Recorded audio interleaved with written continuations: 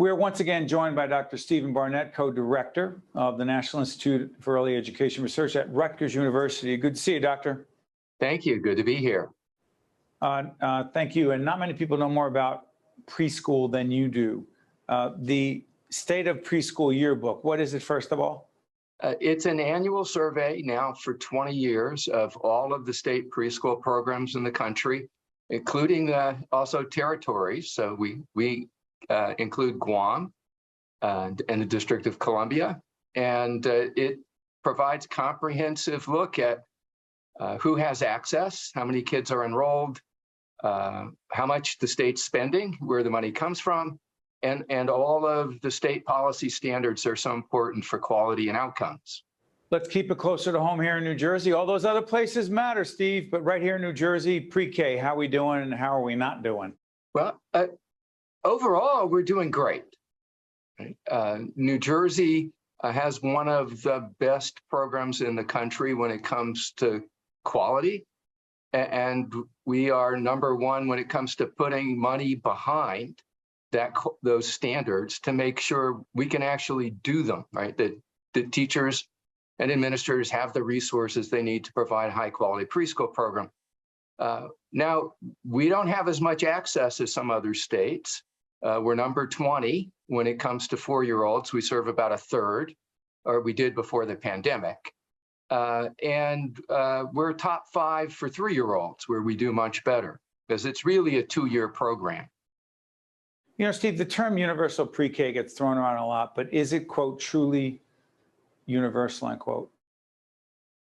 Universal means a lot of different things to a lot of different policymakers. There are a few places where it's really universal, right? Every child in Vermont can go to preschool beginning at age 3. Every child in West Virginia, Oklahoma can go beginning at age 4. New Jersey has a ways to go before we can make this program universal. But we've been making steady progress. We put more money into this program every year for the last 5 years to expand. It's about money and also the time it takes to do it right, because we don't want to rush and sacrifice the quality that we need to get the outcomes. Do we have enough educators who are qualified and prepared to teach at that level? That's an important point. The pandemic has made that even harder than it was previously, but it's tough, and we need to take the time to grow the teacher force, to take teachers that we have who are in childcare and get them into higher education, fully qualified. That's going to take some time, but we know we can do that in New Jersey. We've done it before. So I want to do this. Our Reimagined Childcare website will come up. We've been involved in public awareness for the past several years around access to affordable, quality childcare. Pre-K and childcare, the same thing? Part of the same system, and sometimes the same thing, but not always. And I think the governor and the legislature have been smart in making investments in every year of the child's life, from birth through kindergarten and beyond. Recognizing it's a system, you have to take care of infants and toddlers. They need supports for learning and development, and that we need to integrate. One of the things that makes our program so good in New Jersey is that we've integrated the private sector into public pre-K at ages 3 and 4. So that distinction just breaks down. What does that mean? What it means is that any private childcare provider who will meet the state standards for quality can participate as a state pre-K provider and contract with the district. That lets us move much more quickly and nimbly and integrate childcare and pre-K. You know, Steve, the last time we talked was pre-COVID. So your understanding, your research, your expertise in this area is so critical on so many levels. But when it comes to COVID and vaccines for the age that we're talking about here in pre-K childcare range at that very young age.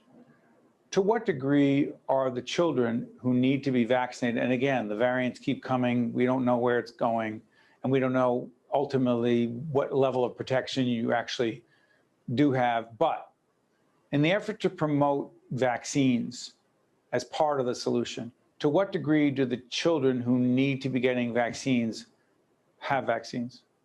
Well, we just got vaccines for the youngest kids. So that's just new. A lot of parents, of course, have rushed out to get them. Hopefully, parents will really stay on top of that before we get into the school year. And Excuse me, we're taping this at the end of July, going into September. So parents have to make that decision. And I hate to complicate things. Sorry for interrupting, Steve. It's all right. Parents are like, yeah, the COVID thing, I'm tired, fatigue. I've had enough of it. 2.5+ years. For these kids, it's the first time they had access to the vaccines, right? Right. First time they've had access. And we hope that come October, there'll be a new vaccine that will be even better that they can have access to. And it's really important because even if parents enroll them, they miss out when they're sick. Their teachers get sick and there's no one to staff the classrooms. So we really need to stay on top of it. Absolutely. Dr. Stephen Barnett, he's one of the nation's top experts when it comes to early childhood education. He's the co-director of the National Institute for Early Education Research at my alma mater and many others. Not many other schools, but many other people graduated from the Rutgers University. Thank you, Dr. Barnett. You're welcome. Thank you, Steve. That's Steve Barnett. I'm Steve Adubato. Stay with us. We got more. Think Tank with Steve Adubato has been a production of the Caucus Educational Corporation. Funding has been provided by the New Jersey Education Association, PNC, Grow Up Great, the Turrell Fund, supporting Reimagine Childcare, IBEW Local 102, Englewood Health, Johnson & Johnson, MD Advantage Insurance Company, the New Jersey Economic Development Authority, and by Choose New Jersey. Promotional support provided by NorthJersey.com and Local IQ, part of the USA Today network, and by New Jersey Monthly. It only gets better when we stand together to tough through and get by. Even though it's harder than ever, we're gonna make it. Long as we don't break it, just do right. There's no sides. We must know it's part of forever. It only gets better.